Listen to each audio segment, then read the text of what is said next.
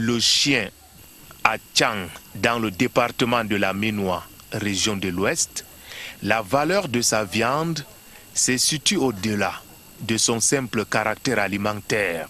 C'est contre le vampirisme. C'est comme un blindage quand tu prends ça. Le marabout, le vampire ne te voit plus. Ta viande devient amère. C'est incontrôlable. On ne peut plus te téléguider.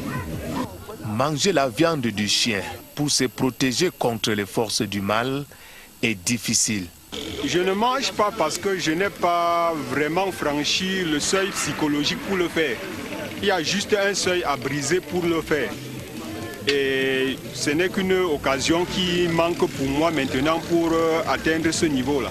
À Foréké, au lieu dit Carrefour Lyon, se trouve ce restaurant de fortune spécialisé dans le bouillon de la viande du chien. Activité qui n'est pas donnée à tout venant. Il y a des écorces spéciales que nos parents nous avaient montré comment on fait ça. On cherche ces écorces-là, on écrase. Et ces écorces-là servent tout simplement à chasser les mauvais gens qui viennent de nuit, dans la nuit. Comme tu dors par exemple la nuit, des sorciers viennent chercher à te manger et tout et autres. Manger la viande du chien pour se protéger contre les forces du mal est difficilement reçu par certains. Le chien étant considéré comme le compagnon fidèle de l'homme. À l'image des bœufs ou des chèvres, les chiens disposent aussi leur marché. Ils sont vendus à des prix variés. Il y a le marché de Tchang appelé Tsengfeng. Il y a le marché des chiens qu'on vend comme les chèvres et les porcs.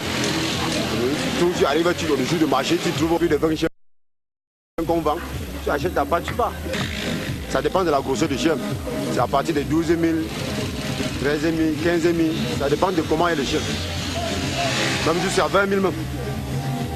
Dans la communauté Foréké Tchang et Photo, le recours aux chiens en lieu et place des écorces et des marabouts relève de l'histoire de la vie de l'animal.